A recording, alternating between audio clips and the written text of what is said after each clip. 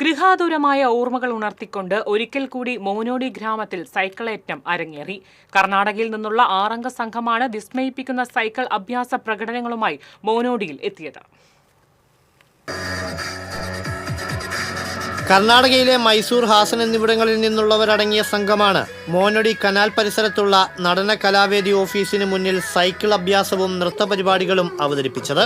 30-കാരനായ Mysore മഞ്ജുനാഥും bell, break, mudguard എന്നിവ നീക്കം ചെയ്ത് രൂപമാറ്റം വരുത്തിയ സൈക്കിളുമാണ് യജ്ഞത്തിലെ മുഖ്യ താരങ്ങൾ.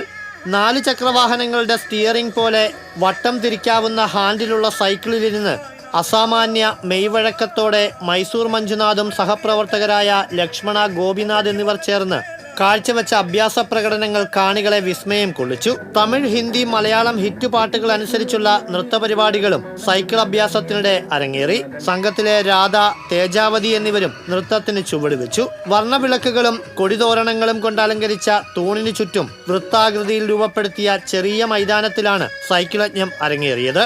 മണ്ണിനടിയിൽ കുഴിച്ചിട്ടയാൽ അരമണിക്കൂറിന് ശേഷം ജീവനോടെ പുറത്തു വരുന്നതും, നെഞ്ചിൽ ട്യൂബ് ലൈറ്റുകൾ അടിച്ചുടയ്ക്കൽ, വെള്ളം നിറച്ച കുടം കടിച്ചു പിടിച്ചുകൊണ്ട് സൈക്കിളിൽ വലം വെക്കൽ തുടങ്ങിയ സാഹസിക പ്രകടനങ്ങളും ഇവർ കാഴ്ചവെച്ചു. കഴിഞ്ഞ 4 വർഷമായി കേരളത്തിലെ വിവിധ ജില്ലകളിലെ ഗ്രാമങ്ങൾ കേന്ദ്രീകരിച്ചാണ് ഇവരുടെ പ്രകടനം. സൈക്കിൾ അഭ്യാസമാണ് സംഘത്തിന്റെ ജീവനോപാധി. അഭ്യാസ പ്രകടനവുമായി രാജ്യത്തെ ഒട്ടുമിക്ക സംസ്ഥാനങ്ങളിലും തങ്ങൾ എത്തിയിട്ടുണ്ടെന്ന് സംഘത്തിലെ പ്രധാനിയായ മൈസൂർ മഞ്ജുനാഥൻ പറഞ്ഞു. കർണാടക, ഹാസൻ മക്കള കേരളത്തിലെ മൊത്തം 5 ವರ್ಷമായി. 5 ವರ್ಷത്തിലെ ഒരു ഗ്രാമ പ്രദേശത്തിലെ 2 ദിവസം പരിപാടി.